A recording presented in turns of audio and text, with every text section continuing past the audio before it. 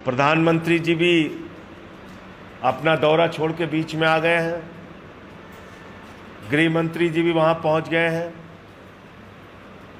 मैं केंद्र सरकार से मांग करता हूं कि आप सभी दलों को विश्वास में लीजिए और एक विपक्षी दलों की बैठक बुला के इस पे आप क्या कार्रवाई कर रहे हैं या पूरी घटना क्या हुई है, कैसे हुई है, कहां फेलियर हुआ है, उसकी जानकारी देश के विपक्षी दलों को और उनके नेताओं को भी सरकार दे। और जो भी आप कार्रवाई करना चाहते हैं, इनको मुंहतोड़ जवाब देने के लिए, उसमें हम सब लोग आपके साथ हैं। लेकिन प्रश्न उठता है, जब हम लोगों ने बार बार कहा, चिल्ला चिल्ला कर कहा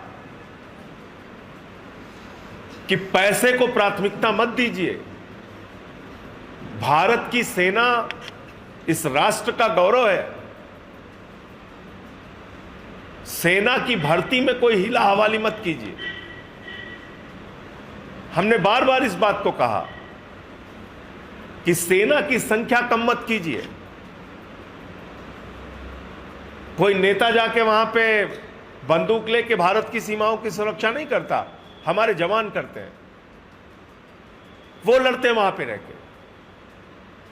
लेकिन आपने 1,80,000 सैनिक भारत की सेना से कम कर दिए। 3 साल कोरोना में आप भर्ती नहीं कर पाए, कोई बात नहीं, उसके बाद आप भर्ती कर लेते। लेकिन एक तरफ आपने 1,80,000 सेना के जवानों की संख्या कम कर दी, दूसरी तरफ आप 4 साल के अग्निवीर की योजना लेके आ गए। अग्निवीर की योजना का विरोध पूरे देश के नौजवानों ने किया। हरियाणा हो, उत्तर प्रदेश हो, राजस्थान हो, बिहार हो, झारखंड हो, सब ने किया कि भाई जवानों के जिंदगी के साथ खिलवाड़ मत कीजिए और ये 4 साल की नौकरी के बजाय जैसे उनकी भर्ती होती थी उस तरह से उनकी भर्ती की जाए। लेकिन आप नहीं माने। हमने बार बार आपसे कहा। तो लोग अपनी जरूरतों को कम करके भी प्रधानमंत्री का खजाना भरने को तैयार है और भरी रही है इस देश की जनता टैक्स के नाम पे खजाना। कम से कम सेना को कमजोर मत कीजिए,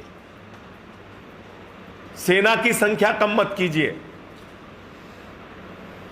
कम से कम ये अग्निवीर की भर्ती को खत्म करके जैसे सैनिक पहले भर्ती होते थे उस तरह की भर्ती कीजिए।